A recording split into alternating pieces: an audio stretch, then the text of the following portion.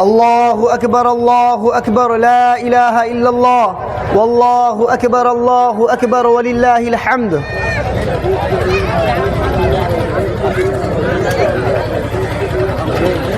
الله أكبر لا إله إلا الله والله أكبر ولله الحمد. الله أكبر لا إله إلا الله والله أكبر ولله الحمد.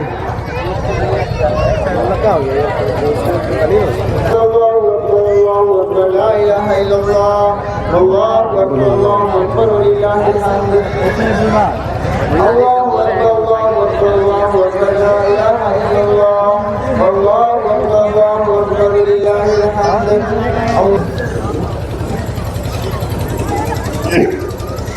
जो नमाज का तरीका में बताया गया है, हम लोग उसी नमाज पढ़ें, दूसरा हमको दुआ करेंगे, फिर हम लोग सब लोगों से मिलते हुए घर की तरफ चले जाएंगे। अस्सलाम वालेकुम।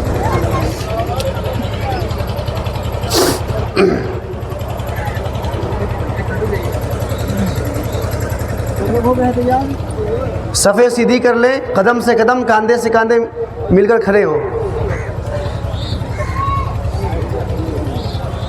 और जिन लोगों का पाजामा टखने से नीचे है वो ऊपर कर ले टखने से, तो नमाज कबूल नहीं होगी।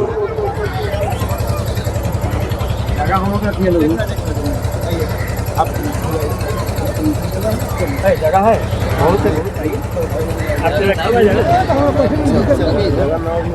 ना, पीछे चल जाते हैं। नमाज शुरू हो रही है।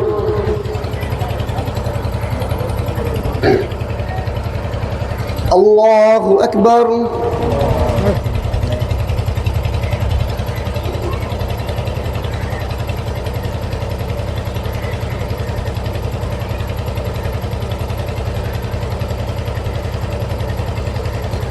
अल्लाहु अकबर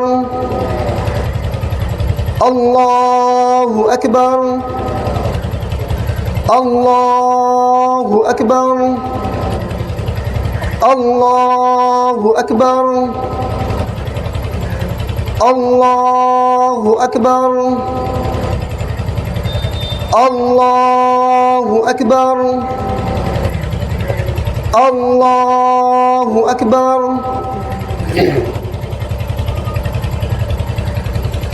अल्हम्दुलिल्लाहि रब्बिल आलमीन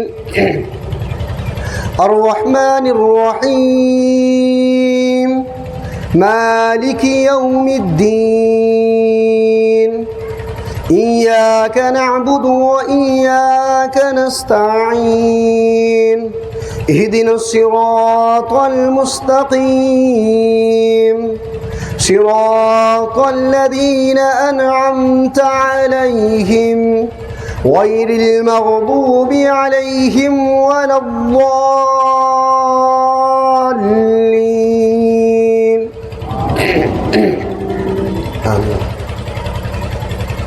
سبح اسم ربك الأعلى الذي خلق فسوى والذي قدر فهدى والذي أخرج المرعى فجعله غثاء أحوى سنقرئك فلا تنسى إلا ما شاء الله إنه يعلم الجهر وما يخفى ونيسرك لليسرى فذكر إن نفعت الذكرى سيذكر من يخشى ويتجنبها الأشقى الذي يصلى النار الكبرى ثم لا يموت فيها ولا يحيا قد أفلح من تزكى وذكر اسم ربه فصلى بل تؤثرون الحياة الدنيا والآخرة خير وأبقى إن هذا لفي الصحف الأولى صحف إبراهيم وموسى.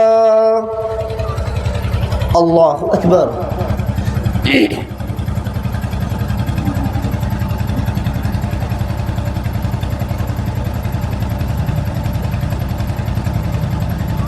سمع الله لمن حمده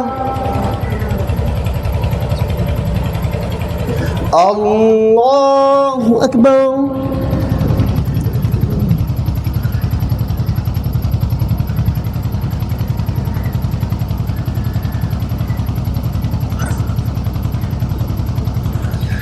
الله أكبر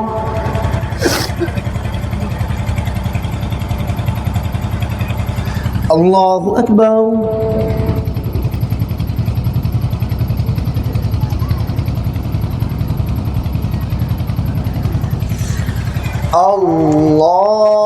الله أكبر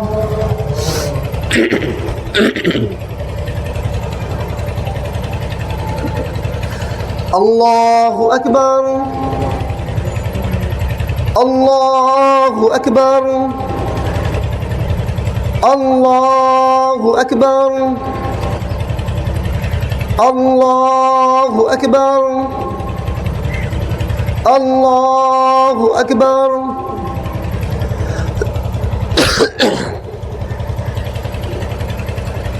الحمد لله رب العالمين الرحمن الرحيم مالك يوم الدين إياك نعبد وإياك نستعين اهدنا الصراط المستقيم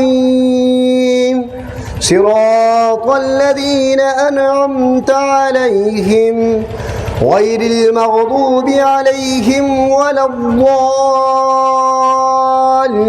الضالين آمين.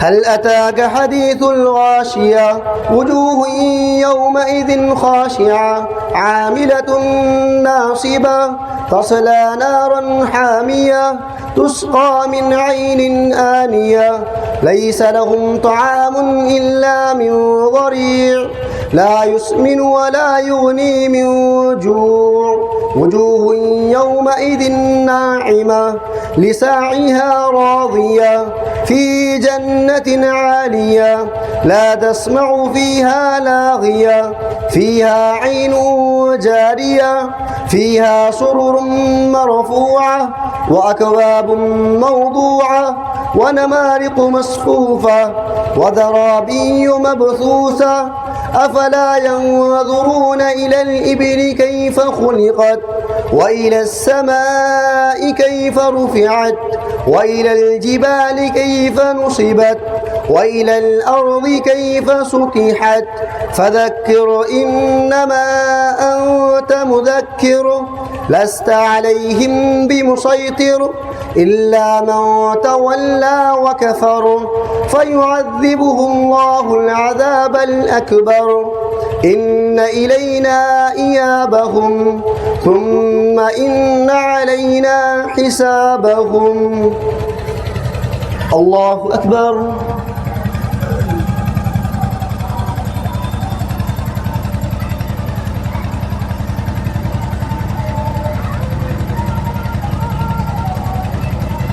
سمع الله لمن حمده الله أكبر.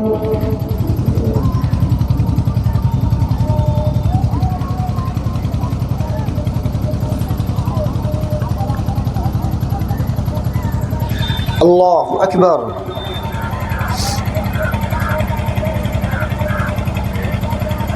الله أكبر.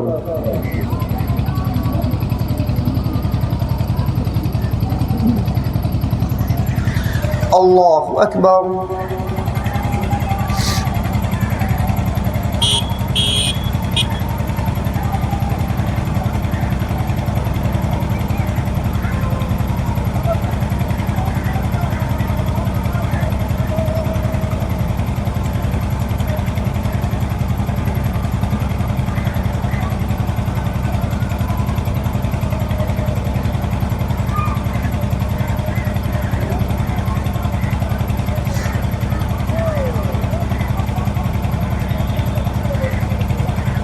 السلام عليكم ورحمة الله. السلام علیکم ورحمۃ اللہ. اللہ اکبر اللہ اکبر لا الہ الا اللہ واللہ اکبر وللہ الحمد. اللہ اکبر لا الہ الا اللہ واللہ اکبر وللہ الحمد. اللہ اکبر لا الہ الا اللہ واللہ اکبر وللہ الحمد.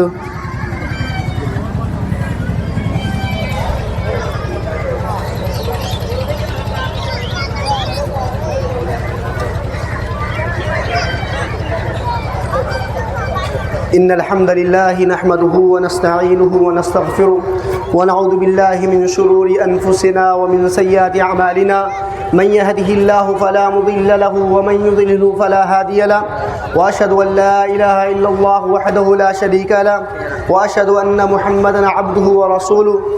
أما بعد فإن خير الحديث كتاب الله وخير الهدي هدي محمد صلى الله عليه وسلم وشر الأمور محدثاتها وكل محدثة بدعة وكل بدعة ضلالة وكل ضلالة في النار. فأعوذ بالله السميع العليم من الشيطان الرجيم. بسم الله الرحمن الرحيم. يا أيها الذين آمنوا اتقوا الله حق تقاته ولا تموتن إلا وأنتم مسلمون. وقال تبارك وتعالى يا أيها الناس اتقوا ربكم الذي خلقكم من نفس واحدة وخلق منها زوجها وبث منهما رجالا كثيرا ونساء واتقوا الله الذي تساءلون به والأرحام إن الله كان عليكم رقيبا. وقال تبارك وتعالى يا أيها الذين آمنوا اتقوا الله وقولوا قولا سديدا يصلح لكم أعمالكم ويغفر لكم ذنوبكم ومن يطع الله ورسوله فقد فاز فوزا عظيما. تمام قسم کی تعریفات توصیفات کبریائی و برائی لائق و زیبا ہے اس اللہ وحدہ لا شریک کے لیے جو تمام کائنات کا پالنہار، جس کی بادشاہت کائنات کے ذرے ذرے اور گوشے گوشے میں ہے، جس کے حکم کے بغیر دنیا کا ایک پتا بھی حرکت نہیں کر سکتا. اس کے بعد لاکھوں کروڑوں درود و سلام ہو اللہ کے بھیجے ہوئے نبیوں اور رسولوں پر، اور خصوصیت کے ساتھ درود و سلام ہو ہمارے آخری نبی امام الانبیاء امام کائنات محمد اکرم صلی اللہ علیہ وسلم پر. محترم سامعین، آج عید کا دن ہے، آج خوشی کا دن ہے، آج مسرت کا دن ہے. لیکن یہ خوشی کا دن، یہ مسرت کا دن، یہ عید کا دن ان لوگوں کے لیے خوشی کا دن ہے، ان لوگوں کے لیے عید کا دن ہے جن لوگوں نے رمضان کے روزے رکھے. کیونکہ اللہ کے نبی صلی اللہ علیہ وسلم نے انہی لوگوں کے بارے میں کہا ہے کہ من صام رمضان ایمانا واحتسابا غفر له ما تقدم من ذنبه، کہ جو شخص بھی رمضان کے روزے رکھے ایمان کی حالت میں اور اللہ رب العالمین سے ثواب کی نیت رکھتے ہوئے، تو اللہ رب العالمین اس کے پچھلے تمام گناہ کو معاف فرما دیتا ہے. یقیناً آج کا دن ان کے لیے خوشی کا دن ہے، آج کا دن ان کے لیے مسرت کا دن ہے، آج کا دن ان کے لیے عید کا دن ہے. جن لوگوں نے رمضان المبارک کے روزے رکھنے کے ساتھ ساتھ تراویح کا اہتمام کیا، تراویح کو پڑھا، بلا ناغہ تراویح کو پڑھا، کیونکہ ایسے شخص کے بارے میں اللہ کے نبی صلی اللہ علیہ وسلم نے فرمایا من قام رمضان ایمانا واحتسابا غفر له ما تقدم من ذنبه، کہ جس شخص نے رمضان کا قیام کیا یعنی تراویح کی ادائیگی کی اور ایمان کے ساتھ اور ثواب کی نیت رکھتے ہوئے، اللہ رب العالمین اس کے پچھلے تمام گناہ کو معاف فرما دے گا. اللہ رب العالمین اس کے پچھلے تمام گناہ کو معاف فرما دے گا. میرے بھائی اور دوستو، یقیناً آج کا دن ان لوگوں کے لیے خوشی کا دن ہے جن لوگوں نے رمضان کے روزے رکھے اور تراویح کا اہتمام کیا، اور ان لوگوں کے لیے آج خوشی کا دن ہے جن لوگوں نے روزے رکھنے کے ساتھ ساتھ اور تراویح پڑھنے کے ساتھ ساتھ لیلۃ القدر میں شب بیداری کی، یقیناً آج ان لوگوں کے لیے خوشی کا دن ہے، مسرت کا دن ہے، کیونکہ اللہ کے نبی صلی اللہ علیہ وسلم نے ایسے شخص کے بارے میں فرمایا من قام لیلۃ القدر ایمانا واحتسابا غفر له ما تقدم من ذنبه، کہ جس شخص نے لیلۃ القدر کا قیام کیا ایمان کے ساتھ اور اللہ رب العالمین کے ساتھ، اللہ رب العالمین سے ثواب کی نیت رکھتے ہوئے، اللہ رب العالمین اس کے پچھلے تمام گناہ کو معاف فرما دے گا۔ میرا بھائی اور دوستو، آج کا دن یقیناً ان لوگوں کے لیے خوشی کا دن ہے جن کی اللہ رب العالمین نے توبہ استغفار کو قبول فرمایا ہے۔ یقیناً آج کا دن ان لوگوں کے لیے خوشی کا دن ہے جس کے روزوں کو اللہ رب العالمین نے قبول فرمایا ہے۔ پھر بھائیو اور دوستو، آج کا دن یقیناً ان لوگوں کے لیے خوشی کا دن ہے، عید کا دن ہے، مسرت کا دن ہے، شادمانی کا دن ہے، فرحہ ہونے کا دن ہے، جن لوگوں کے روزے کو اللہ رب العالمین نے قبول فرمایا، ان لوگوں کے گناہ کو اللہ رب العالمین نے معاف فرما دیا ہے۔ یقیناً آج ان لوگوں کے لیے خوشی کا دن ہے جن لوگوں کو اللہ رب العالمین نے جہنم سے نجات دے کر کے ان کا ٹھکانہ جنت میں کر دیا ہے۔ یقیناً آج کا دن ان لوگوں کے لیے خوشی کا دن ہے میرے بھائیو اور دوستو، جن لوگوں کے روزے کو اللہ رب العالمین نے قبول کیا، تراویح کو اللہ رب العالمین نے قبول کیا، توبہ استغفار کو قبول کیا، ان کے گناہوں کو بخش دیا، اللہ رب العالمین ان سے راضی ہو گیا۔ یقیناً آج کا دن ان لوگوں کے لیے خوشی کا دن ہے۔ اور میں آپ کو بتاؤں کہ یقیناً آج کا دن ان لوگوں کے لیے خوشی کا دن ہے۔ ایک مرتبہ کا واقعہ ہے کہ امیر المومنین علی بن ابی طالب رضی اللہ عنہ عید کے دن سوکھی روٹی اور زیتون کھا رہے تھے۔ ان کے پاس کوئی شخص آتا ہے اور کہتا ہے اے امیر المومنین، آج عید کا دن ہے، خوشی کا دن ہے، لیکن آج آپ سوکھی روٹی اور زیتون کھا رہے ہیں، کیا وجہ ہے؟ آپ تو امیر المومنین ہیں، کیا وجہ ہے سوکھی روٹی اور زیتون کھا رہے ہیں؟ میرے بھائی اور دوستو، امیر المومنین علی بن ابی طالب رضی اللہ عنہ بیان کرتے ہیں کہ اے شخص سن لو، آج عید کا دن اس کے لیے نہیں ہے جس نے اچھا کپڑا پہن لیا، جس نے نیا لباس پہن لیا۔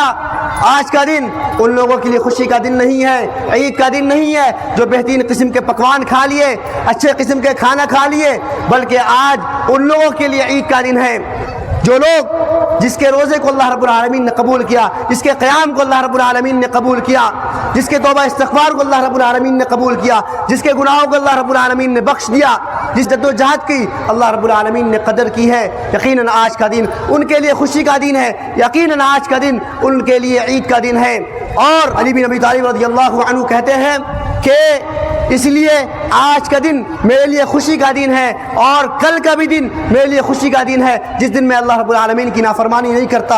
ہر وہ دن جس دن ہم اور آپ اللہ رب العالمین کی نافرمانی نہیں کرتے ہیں، وہ دن ہمارے لیے، آپ کے لیے خوشی کا دن ہوتا ہے، مسرت کا دن ہوتا ہے، عید کا دن ہوتا ہے۔ اور میرے بھائی اور دوستو، آخر میں ایک بات تنبیہ کرتے چلوں کہ جو لوگ رمضان کے اندر اللہ رب العالمین کی عبادت کرتے تھے، نمازوں کی ادائیگی کرتے تھے، مسجدوں کو آباد کر کے رکھا تھا، میرے بھائی اور دوستو، عید کی نماز پڑھنے کے بعد ان کو چھوڑیے گا نہیں، عبادت کو نہیں چھوڑیے گا اور نمازوں کو چھوڑیے گا نہیں، مسجدوں سے دور نہیں ہوئیے گا۔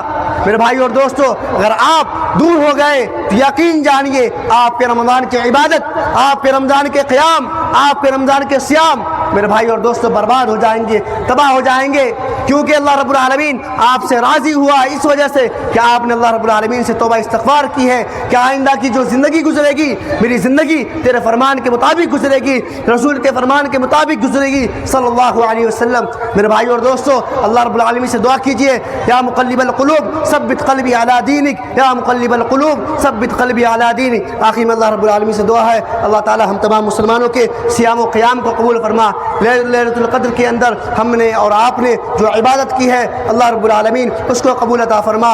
اللہ رب العالمین ہمارے ذکر و اذکار کو قبول عطا فرما۔ آمین وآخر دعوانا الحمدللہ رب العالمین۔ اللہ اکبر اللہ اکبر، لا الہ الا اللہ، واللہ اکبر اللہ اکبر، وللہ الحمد۔ السلام علیکم، تقبل اللہ۔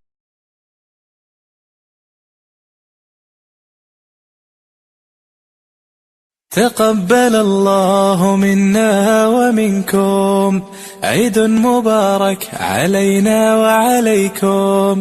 تقبل الله منا ومنكم، عيد مبارك علينا وعليكم. تقبل الله منا ومنكم عيد مبارك علينا وعليكم. تقبل الله منا ومنكم عيد مبارك. تقبل الله منا ومنكم عيد مبارك علينا وعليكم. تقبل الله منا ومنكم. تقبل الله منا ومنكم عيد مبارك علينا وعليكم. تقبل الله منا ومنكم. تقبل الله منا ومنكم عيد مبارك علينا وعليكم. تقبل الله منا ومنكم عيد مبارك علينا وعليكم.